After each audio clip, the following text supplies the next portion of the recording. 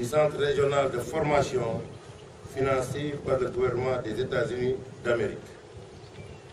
Je vous remercie d'avoir bien voulu honorer de votre présence cette cérémonie, qui est un témoignage supplémentaire du dynamisme de la coopération entre le gouvernement des États-Unis d'Amérique et celui de la République du Sénégal. Cette coopération, très ancienne, s'inscrit dans une compréhension commune des défis sécuritaires auxquels nous faisons face, notamment le terrorisme, et de la nécessité d'établir un partenariat entre nos deux pays pour leur apporter des réponses les plus appropriées. Ce partenariat, formalisé par un accord de coopération en matière de défense, est particulièrement fructueux au plan militaire. En effet, votre gouvernement a été d'un appui constant pour nos forces de défense et de sécurité dans plusieurs domaines. En effet, le CET 7, où nous nous trouvons ce matin, en est une parfaite illustration.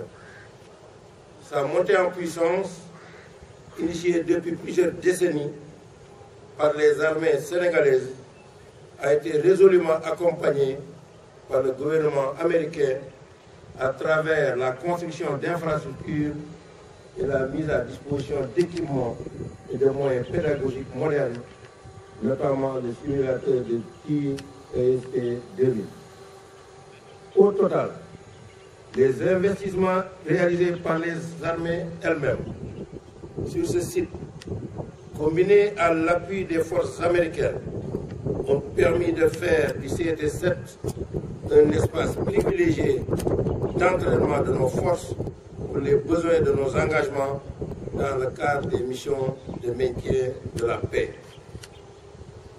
Notre ambition est également d'élargir sa vocation pour en faire un centre de référence en matière de préparation de forces, ouvert à nos partenaires stratégiques, comme ce fut le cas des exercices Western Accord et Flintlock 2016 que nous avons co-organisés, mais également aux pays de la sous-région. Aussi, pour atteindre à terme l'objectif de satisfaire nos besoins en entraînement, tout en ouvrant le centre à nos partenaires, est-il important que nous disposions de capacités d'accueil adéquates, dispensées dans les conditions optimales des diverses formations identifiées.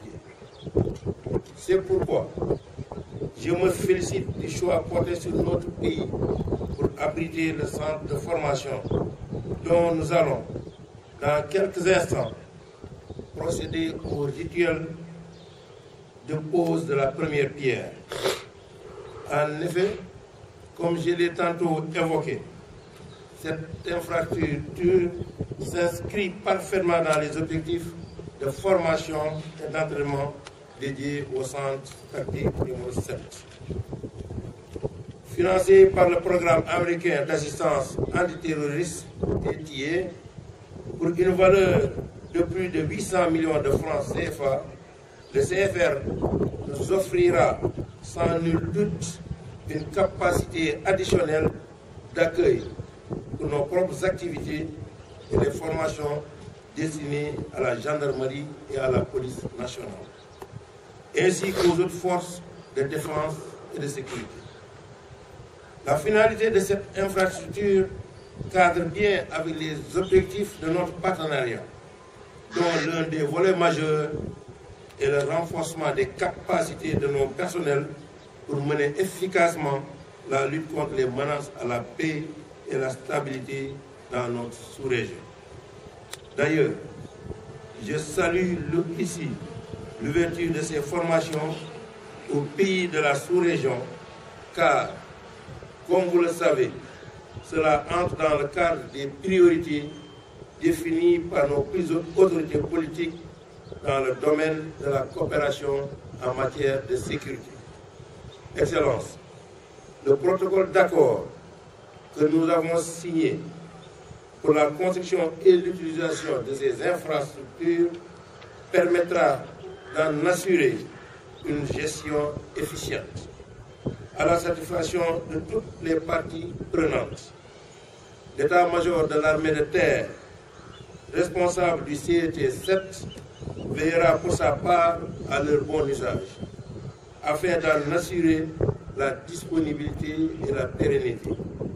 Je voudrais terminer en vous renouvelant, au nom du gouvernement du Sénégal, toute notre gratitude pour l'appui constant que le gouvernement américain apporte aux forces de défense et de sécurité en général et aux armées en particulier.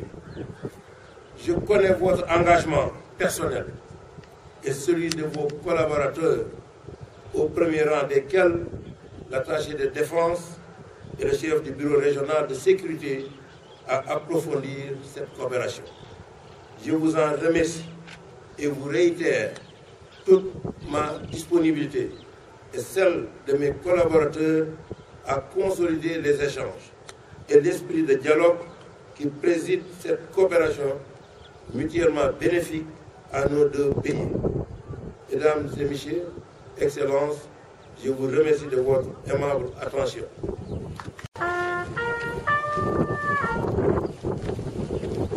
Lieutenant Mbaye, chef du piquet d'honneur. Mes devoirs, monsieur l'ambassadeur.